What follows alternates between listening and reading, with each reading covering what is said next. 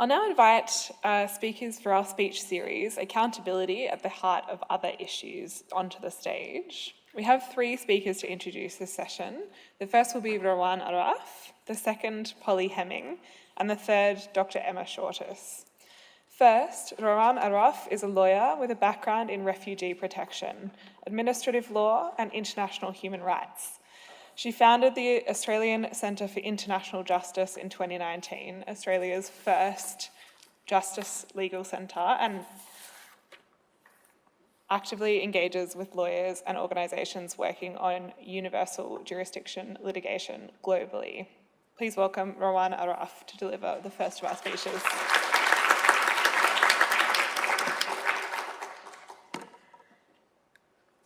Thank you so much to the Australian Institute and all involved in this opportunity to speak at the inaugural summit on transparency.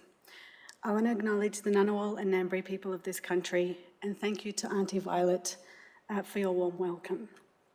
I want to pay my respects to First Nations of this continent. Truly, they remain the most committed truth tellers. From where we stand, the majority of us are largely protected from the scourges of war, ethnic cleansing and genocide. But in an internationalised and globalised world, our governments, institutions, corporations can be and are complicit in those crimes in a multitude of ways. How do we hold them to account? Exposing the wrongdoing, the illegal acts of any actor, the relationships, the political and economic dealings with those who wage wars unlawfully, those who occupy and oppress entire populations with abandon, destroy and cleanse entire villages, or bomb and devastate environments, is itself a long and arduous battle waged by those of us seeking to shed light on this very wrongdoing. In the past 5 years, our legal centre has attempted to uncover the secrets of Australia's wrongdoing internationally. We do so on the shoulders of others exposing illegal acts, such as whistleblowers in Australia's role in spying on Timor-Leste to gain the upper hand in bilateral negotiations over access to the oil and gas fields in the Timor Gap, Julian Assange and WikiLeaks exposing war crimes in Iraq, and whistleblowers and journalists uncovering allegations of serious war crimes by Australian special forces in Afghanistan.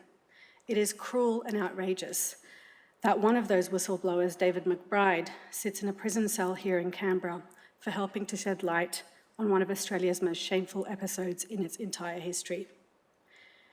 It is arguable that one of the most secretive and almost impenetrable areas of government decision-making is in defence. National security assertions and the government's protection of defence industry, the multi-billion-dollar military-industrial complex, is used to shut down any attempt to seek truth and hold decision-makers and arms companies accountable for decisions and actions that affect not only Australians, but people in oppressed communities and populations all around the world.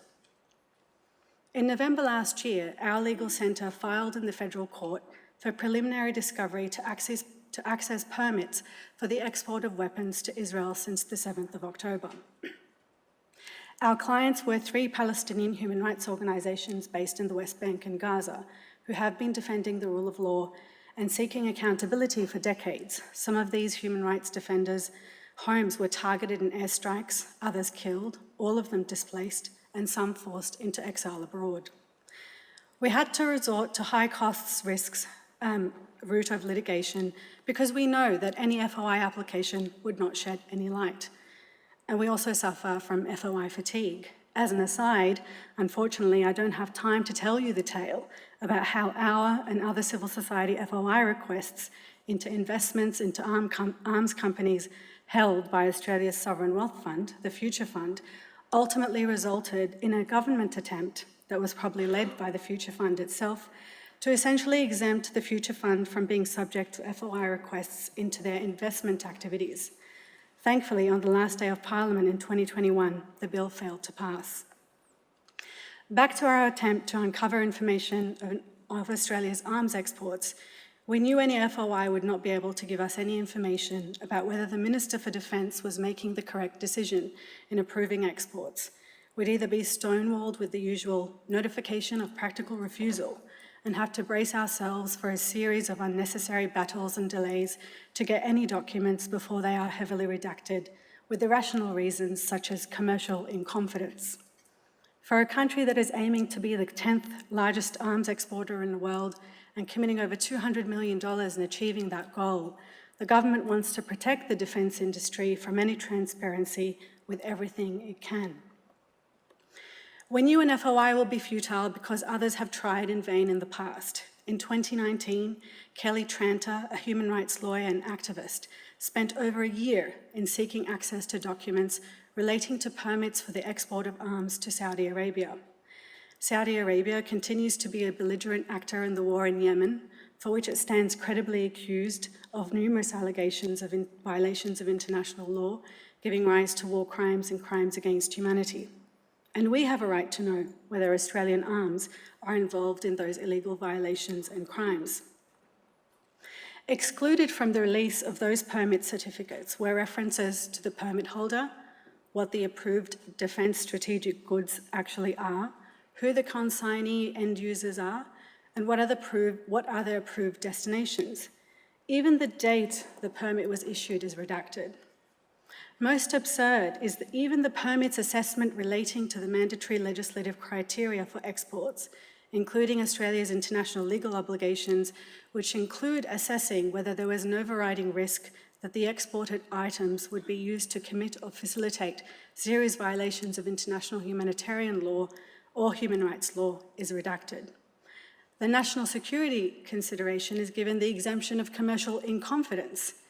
Bewildering the most rational among us, you would think. In May 2017, Senate estimates, Senator Ludlam was told by the Deputy Secretary of Defence, "We seek to protect that information from a commercial perspective, as we would not wish for Australian companies to be disadvantaged commercially through us providing into the public domain particular commercial information."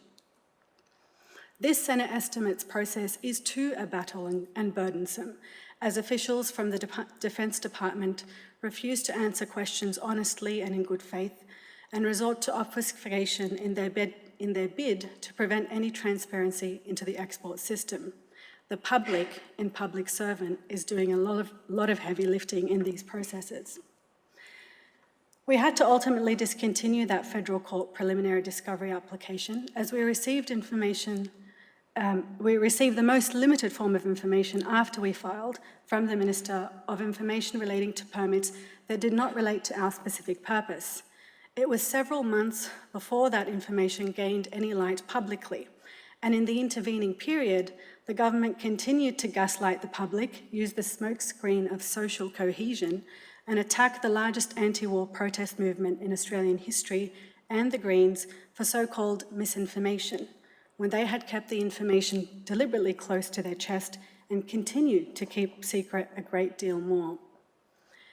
In the face of zero transparency about what is actually being exported to Israel or may go to or end up in Israel, and because we know the government is not giving us the full account or truth of what is being exported, we remain committed to exposing this secrecy. We have had to re-strategize with a new strategy to seek access to permits that are still in effect or current, or to access information on permissions for exemptions to export that are still in place. We have had to do that through weeks and months of research or from gaining information from former employees of arms companies, guiding us into where we should be looking. In other countries, even in the US, our colleagues do not have the hurdles that we have just to gain an insight into what is being exported. And by the way, in early November last year, the Defence Department quietly removed an extensive section of at least 30-odd separate pages and links to documents and reports from their website that once glorified Australia's F-35 industry participation program. There was never an explanation as to why it was removed, and I believe there's an FOI in place outstanding into understanding why that was removed. Clearly, the very smart people in Defence don't know about internet search engines, such as the Wayback Machine. I thought it was interesting that Richard Dennis this morning stated that the lack of transparency is being weaponised. In this case, it is. The government, which continues to obfuscate, mislead and lie about whether Australian arms are being exported to Israel or may go to or end up in Israel, They refuse to acknowledge that parts and components so fundamental to the weapons systems that are devastating entire communities themselves are exported, and in some cases have exemptions on the need to obtain permits to export, where the end use is in Israel. If we are correct in our assumption that these permits should be reconsidered and revoked, Australia is aiding and abetting the commission of serious international crimes, including war crimes, crimes against humanity, and genocide. And that is of concern and interest to all of us, Australians, to put a stop to these exports and hold those who have made those decisions to account. Thank you.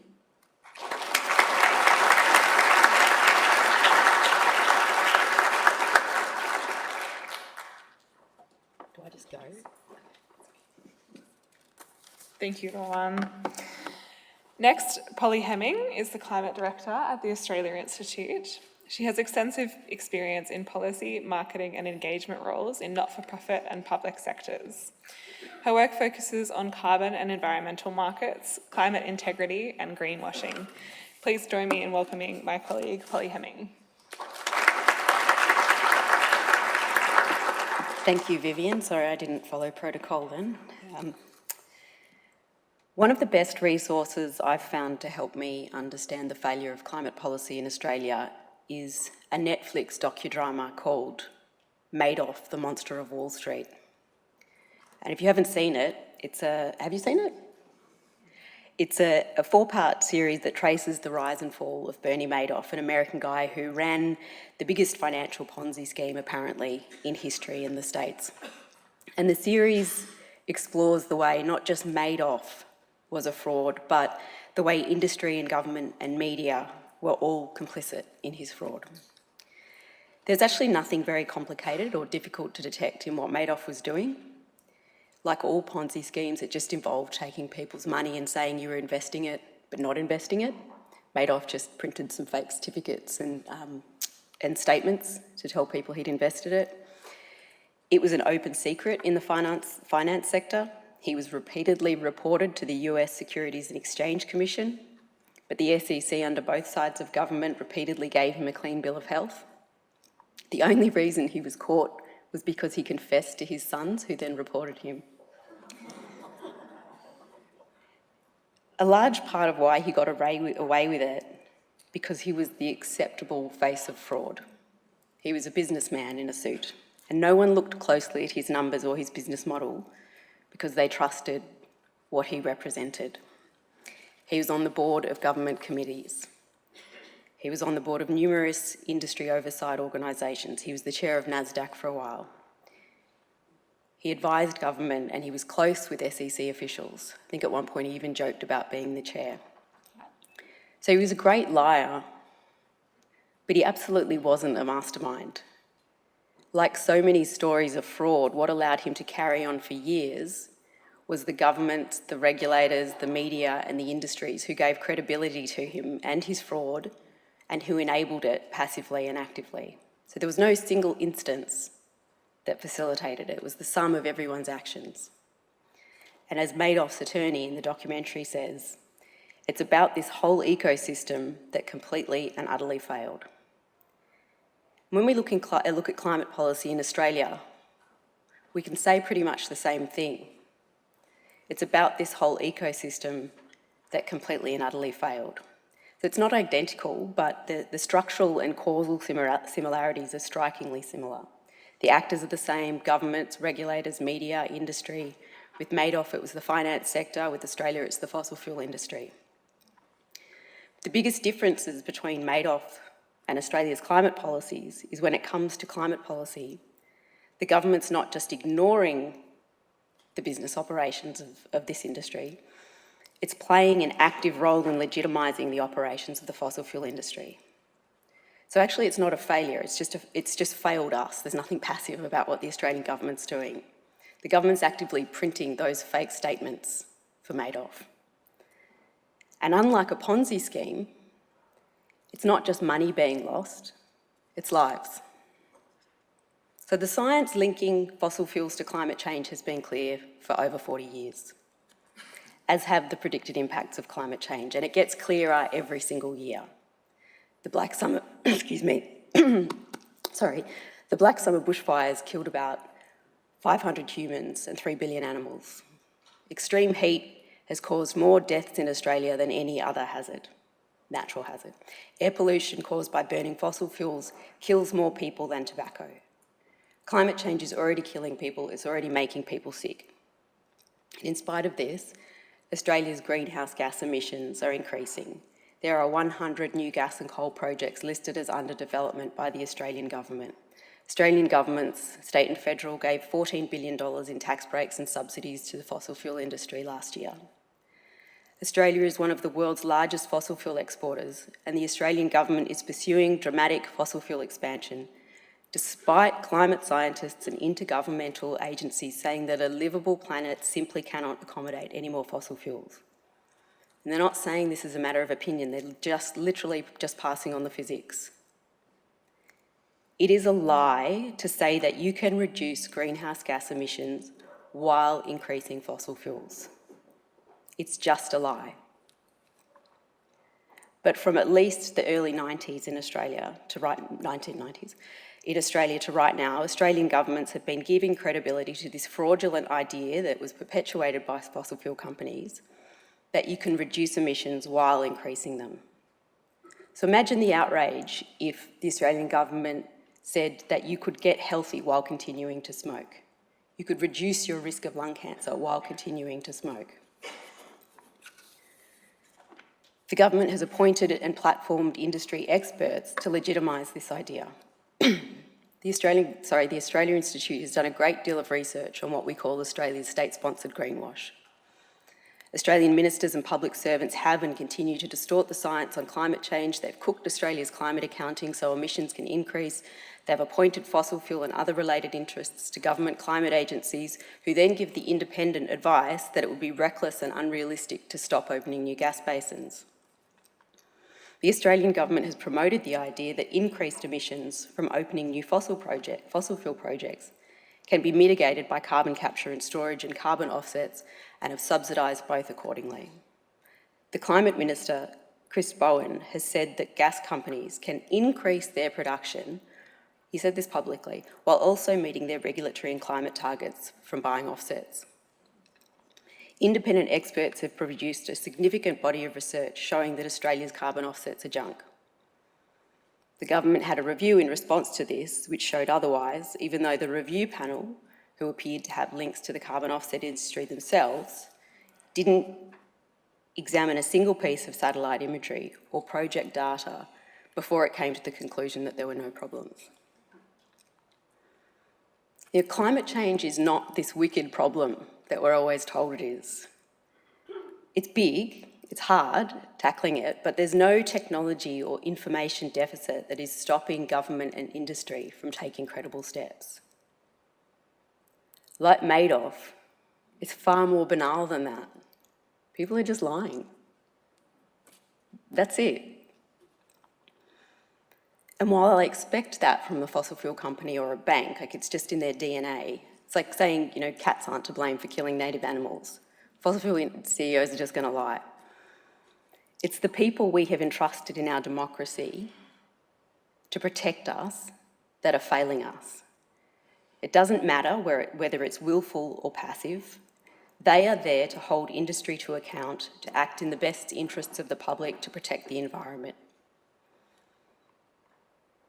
Australian governments and public servants have been well aware of the impact of fossil fuels and climate change for years. There is no one in government now or in the public service who can claim that they didn't know.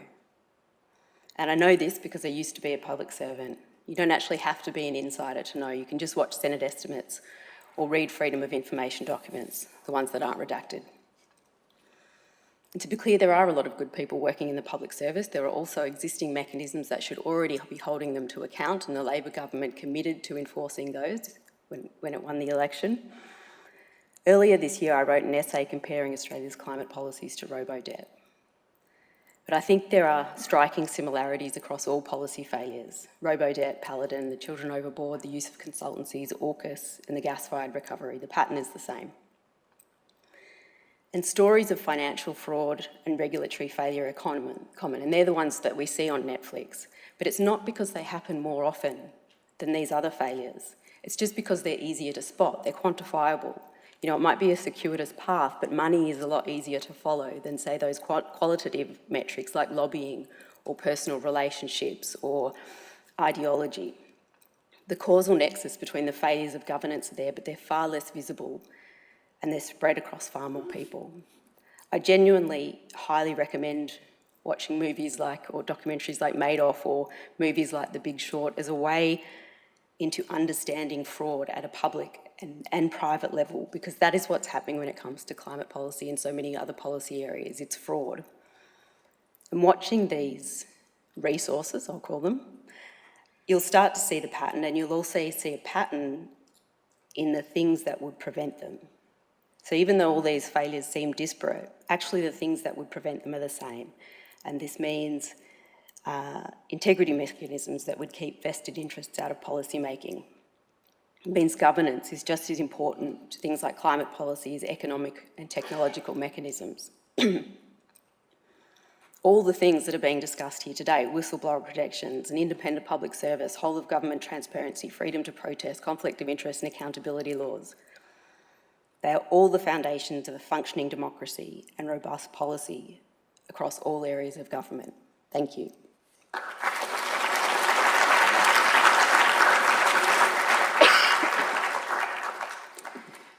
Thank you, Polly. To close out this session, we have Dr. Emma Shortis. Dr. Emma Shortis is a senior researcher in the International Security Affairs program at the Australia Institute. Her work focuses on the history and politics of the United States and its role in the world, with expertise in history to interpret and explain what's happening in the world today and what it means for Australia in a compassionate and accessible way. Please welcome Dr. Emma Shortis. Thank you, and thanks, Viv. I'm acutely aware that I'm the only thing standing between you and lunch, so I will try to keep to time. So on the 7th of August this year, the President of the United States wrote to the Speaker of the US House of Representatives and the President of the United States Senate, transmitting to Congress the text of the agreement among the Government of the US, the Government of Australia and the Government of the UK for cooperation related to naval nuclear propulsion. This new agreement, the President wrote, would supersede a previous agreement on the exchange of naval nuclear propulsion information signed in November 2022. This new version, he continued, would permit the continued communication and exchange of information, including R&D. It would expand on the cooperation between the governments by enabling the transfer of naval nuclear propulsion plants, nuclear-powered submarines, including component parts, other related equipment. The agreement also enables the sale of special nuclear material, blah, blah, blah. As you might have guessed, this letter from the President of the United States was outlining a new AUKUS agreement, a new agreement under the Submarine Pact. In several paragraphs into the letter, the President also noted that the agreement also provides additional related political commitments. What are those extra related political commitments, you might ask? Well, we weren't entirely sure. And in Australia, we didn't even know about this new agreement until the President of the United States wrote to the United States Congress to tell them about it. Here in Australia, we got a little bit more detail a couple of days later. And it turns out that the new agreement that had been negotiated and then agreed to in secret completely indemnifies the United States and the United Kingdom. If they sell us something, and we should note it's entirely up to them to decide the price of that something, and it turns out that it's a bit dodgy, or it doesn't work, or it's missing a part, then it's too bad. That's entirely our problem. And of course, that is in addition to the $9 billion we've already handed over to the US and UK submarine industries without any guarantees about anything. If we don't get the money back, if the submarines don't materialise, it's gone. And this is only the stuff that we do know. All of this, of course, is part of an established pattern with the AUKUS Submarine Pact. We aren't allowed to know, and if we are, we're only allowed to know after the fact, more often than not after the Americans, and once it's apparently already too late to change. AUKUS, as we know and has come up many times already today, was sprung upon the Australian people 3 years ago. We had no advanced warning. It was never debated by Cabinet, let alone the Parliament. Voters were never advised or even consulted. And so far as anybody knows, there was no real input from key agencies, as Richard outlined this morning, including really Defence or Treasury. So just to repeat that, we think that even Defence was not properly consulted about this agreement. A few blokes at the top, maybe, but again, as far as we know, no business case, no cost-benefit analysis, no comprehensive independent strategic analysis. And that pattern, that established pattern, continues. A little while after we got news of that latest agreement that I mentioned in August, we got a little tidbit of information. Once again, not from our own government, but from one of our partners in the Anglosphere. This time it was from the United Kingdom. Former British Prime Minister Boris Johnson has written a memoir, which is out next month, and is also being serialised in the Daily Mail, because of course it is. And in the forward sizzle for the book, it was revealed that Johnson is claiming that AUKUS was part of his plan to punish France, and specifically Emmanuel Macron for the Brexit negotiations. Some classic British-French rivalry. Now, of course we know that Boris Johnson is a serial liar and exaggerator, but given what we do know about the strategic justification behind the AUKUS Submarine Pact, which is that there isn't any, this checks out entirely. AUKUS was a political stunt. As Johnson reminded us so kindly, this is not a serious deal, and the men who came up with it are not serious people. But it will have deeply serious consequences. Australia doesn't need the kinds of nuclear-powered submarines envisioned by the AUKUS agreement. We don't have the manufacturing capacity, the workforce, or the capability to run 3 separate submarine programs at once. That's what this deal is planning for. The Americans don't have the industrial capacity, and neither do the British. They can't keep up with their own programs. And the United States isn't going to hand over its own submarines to Australian Command, at least not without some big conditions that no doubt we won't be allowed to know about. So we won't get these submarines, at least not in the way that the deal pretends that we will. And we still don't know really what's in the deal, either in Pillar 1, which is the part of the agreement that's supposed to give us the submarines themselves, or Pillar 2, which involves all kinds of top-secret cooperation on defence technologies. Now, the AUKUS deal is so bad that it is likely to collapse under its own weight. But because we aren't allowed to know much about it, we don't actually know either how AUKUS will die or what will emerge in its place. But we do have some hints, and once again, those hints come mostly from Americans. As one senior US official said in April of this year, AUKUS means that Australia is locked in now for the next 40 years.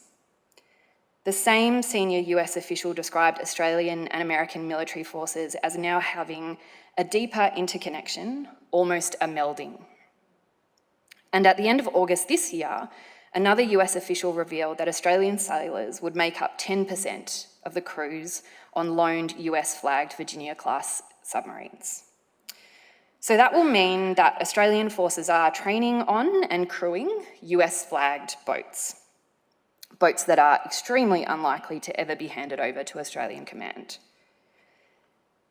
And what that means is that under AUKUS, Australian involvement in American-led wars becomes the default setting. It arguably was already. Australian governments have a history of enthusiastically and preemptively agreeing to participate in American wars. But under this scenario, a future Australian government wouldn't just have to take the highly unusual, but not impossible, step of saying no. A future Australian Prime Minister would have to make the decision to actively delay the deployment of US-flagged submarines in order to extract 10% of the crew. And an American administration would have to agree to that. This erosion of the freedom to decide things independently will not make Australia safer. It will make Australia more of a target, while increasing regional uncertainty and insecurity. And that is entirely the result of the way that critical decisions about national security are made in this country. In secret, usually by a few old white dudes with no democratic accountability whatsoever. The AUKUS deal would likely never have survived any kind of independent scrutiny from Treasury or even Defence, at least not in its current form. But foreign and security policy in this country just doesn't get that kind of scrutiny.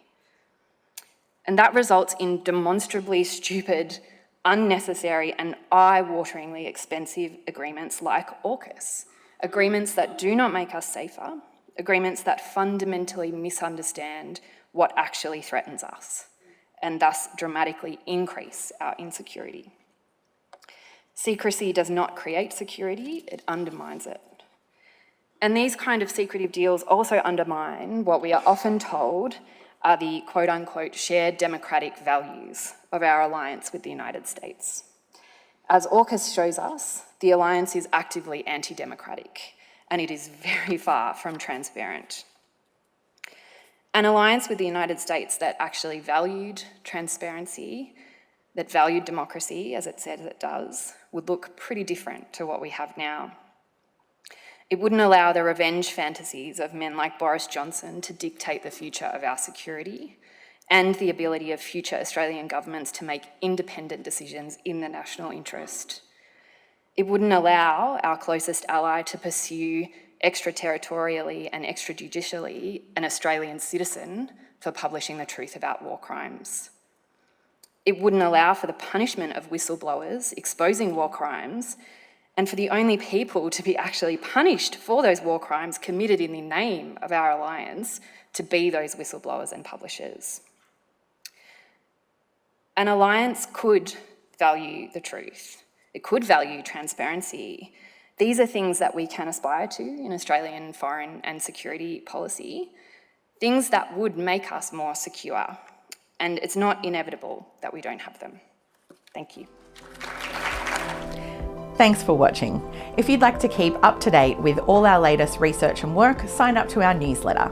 Delivered every fortnight, it includes behind-the-scenes updates from Richard Dennis, an exclusive cartoon from Judy Horacek, details for our upcoming events and webinars, as well as explainers, graphs, and not to mention the latest cutting-edge research and analysis from the team here on the key issues that are facing Australia. Click the button on your screen to check it out.